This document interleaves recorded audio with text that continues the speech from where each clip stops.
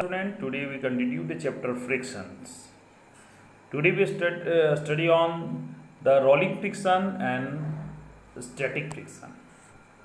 हम लोग आज बच्चे जानेंगे रोलिंग फ्रिक्शन और स्टैटिक फ्रिक्शन में what is the difference between the rolling frictions and the sliding friction. There are the two types of frictions, the rolling friction and sliding friction. So whenever the body roll over the surface of another surface, this resistance of the motions is called rolling frictions.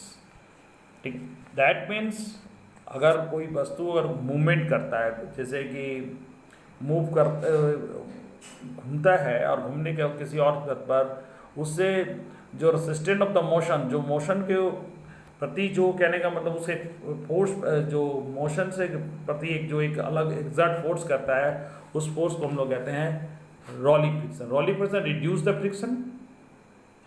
It always easier than the roll of the side of the over the body of another. This is the reason the conveys the pull the luggage feet of the roller. आप देखे होंगे कि आप जो trolley bag होता है, trolley बच्चे बहुत आसानी से खींचना चाहते हैं. आप देखिए कहीं अगर सफ़र में जाते हैं, अगर we go to the any tour and for visiting the palace, we take the luggage. आजकल जितने भी लगेज है सारे में एक चक्का लगा होता है, जिसको हम लोग कहते हैं ट्रॉली बैग कहते हैं. ट्रॉली बैग बहुत अच्छे बच्चे लोग भी, छोटे बच्चे भी बहुत खींचना पसंद करते हैं. ऐसे कोई बैग दे दीजिएगा तो बच्चे लेंगे नहीं, है ना, वो एकदम. लेकिन ट्रॉली को एकदम आराम से उसको खींचना उसको अच्छा लगता है, जिससे लगता है खिलौना की तरह के होता है. क्यों होता है? Because rolling frictions produce small friction comparison to the sliding friction.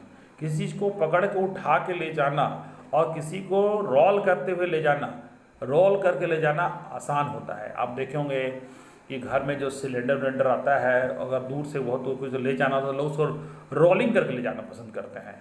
उसका कारण क्या होता है कि उसको ऐसे अगर आप उठाएंगे, सिलेंडर को बहुत भारी होता है, लेकिन रोल करके ले जाना उसको आसान होता है. तो इसका मतलब कि when the one body roll over the surface of the another body, किसी वस्तु this resistance of the motion, जो मोशन के वजह एक रेसिस्टेंट पैदा करता है, उस जो फ्रिक्शन पैदा करता है. हाँ, फ्रिक्शन तो पता होना चाहिए कि अपोज द फोर्स, जिधर फोर्स है तो उसके अपोज करता है. लेकिन रोल करते हुए वस्तु के प्रति जो एक फ्रिक्शन पैदा होता है, उसी को हम लोग रोलिंग फ्रिक्शन कहते हैं. तो इसी के चलते क्या होता है कि अब ये जो जब से व्हील का आविष्कार आपका जो शुरुआत में हुआ, जैसे जो हमारे जो एंशिएंट टाइम में जो हमारे जो पूर्वज किए, उसके एक अलग एक क्या कहा जाए, क्रांति, रिवोल्यूशंस पैदा किया. क्योंकि आज जितने भी गाड़ियां हैं सब में एक चक्का लगाया रहता है. चक्का सब में चक्का लगाने का मेन उद्देश्य होता है कि वो रोलिंग फ्रिक्शन के चलते वो आसानी से, आज जो आपको गाड़ी जो मूव करता है वो में भी रोलिंग फ्रिक्शन होता है. बिना फ्रिक्शन का गाड़ी चलेगा तो फ्रिक्शन को उसमें ऐसा डिजाइन भी किया जाता है कि वो फ्रिक्शन पैदा करे, और गाड़ी नहीं होगा तो फिर वो आगे मूवमेंट नहीं कर पाएगा. Sliding friction, the rolling friction is smaller than the sliding friction. Rolling friction जो होता है वो हमेशा स्लाइडिंग फ्रिक्शन से कम होता है. और स्लाइडिंग इसलिए क्या होता है कि हम लोग जो है ज़्यादातर जहाँ पर फ्रिक्शन ज़्यादा होता है स्लाइडिंग फ्रिक्शन की वजह से, तो वहाँ पर हम लोग रोलिंग फ्रिक्शन वाले चीज़ को ज़्यादा इस्तेमाल करते हैं. जैसे मैंने बताया ना कि बैग को अगर उठा के ले जाना हो तो बहुत दिक्कत वाली बात है, कांधे दर्द हो जाते हैं. इसको तो देखिए मीलों पकड़ के ले चले जाइए, कोई दिक्कत नहीं होगा, क्योंकि इसमें रोलिंग फ्रिक्शन में आपका जो फोर्स जो है वो कम लगता है. ठीक है, तो इसी वजह से देखिए एक rolling use by the ball bearing जो देखे होंगे आप, पंखे होंगे आपके घर में अभी होंगे तो आप तो खोल के मत देखिएगा ना, तो फिर वो भी दिक्कत वाली बात है. मेरे कहने का मतलब है कि जहाँ अगल बगल में, अभी तो नहीं, जब लॉकडाउन खुलेगा तो फिर आप जब भी जाएंगे तो आप देखेंगे कि जो जहाँ वाइंडिंग करते हैं पंखा, उसमें गौर कीजिएगा इस तरह का वायरिंग, ये जो देख रहे हैं इसको कहते हैं, इसी को कहते हैं बॉल बेरिंग.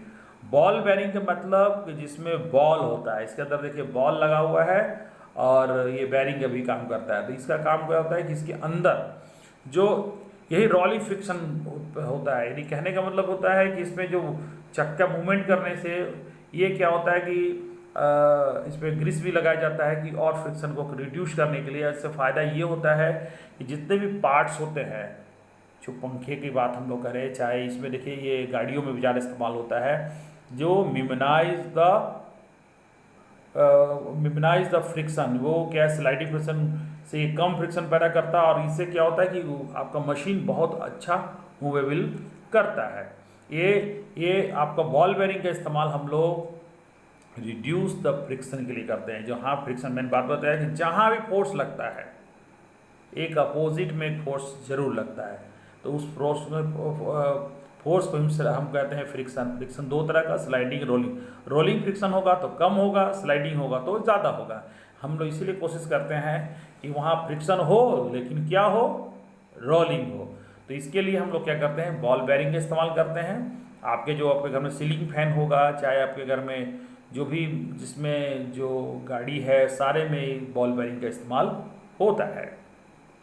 अब हम लोग बात करते हैं फ्लूइड फ्रिक्शन की बात करें में, कि फ्लूइड फ्रिक्शन का मतलब होता है, फ्लूइड मतलब होता है जो बहाव, जैसे एयर में है बहाव, आपका वाटर में है बहाव, तो they also exert, water and other liquid exert force when the object move them. यानी जब वो मूव करते हैं तो वो क्या होता है कि एक फ्रिक्शन पैदा करता है। In the science the common name gas and liquid, the liquid is a fluid that means जो बहाव, फ्लूइड मतलब बहाव को कहते हैं, जो बहाव जो बहता है, जैसे कि हवा भी बहता है और आपका पानी भी बहता है। तो दे से दे फ्लूइड एक्सर्ट ए प्रेशर, तो जाहिर सी बात है जहाँ मोशन हुआ, जहाँ फोर्स लगा, है ना, तो उसके एक अपोज में फोर्स लगता है, उसी को हम लोग फ्रिक्शन कहते हैं। तो friction force exert by the fluid is called drag. इसी को ड्रैग कहते हैं। जो आपका ये फ्रिक्शनल फोर्स जो के फोर्स फलस्वरूप जो फ्लूइड से जो एक फ्रिक्शन पैदा, जो मूवमेंट करता जो होता है, उसी को हम लोग कहते हैं ड्रैग। तो friction force of the object fluid depend on the speed of the respect of the fluid. The friction force also depend on the shape of the object and nature of the fluid। यानी कहने में friction force जो है, ये जो drag की हम लोग बात करें, वो दो तीन बातों पर डिपेंड करता है। First of all, friction force of the object of the fluid depend on the speed of the fluid के स्पीड। आप देखे होंगे कि पानी के अंदर में भी देखिए, टीवी पर हमेशा न्यूज़ आ रहा है कि कई जगह जो बिहार में आपके बाढ़ से ढह गए, बाइक ढह गया, कुछ भी ढह गया, तो कैसे, क्योंकि वो एक फोर्स पैदा करता है। अगर उसके अपोज में आप कर पाएंगे, अगर अपोज कर पाएंगे, उससे ज़्यादा आपका फोर्स होगा। That means when your force maximum than the speed of the stream होना चाहिए, तभी आप उस बहाव में आप चल पाएंगे, नहीं तो आप उस बहाव में उसके साथ बह जाएंगे। ठीक है, तो यही होता है फोर्स, वो भी पैदा करता है।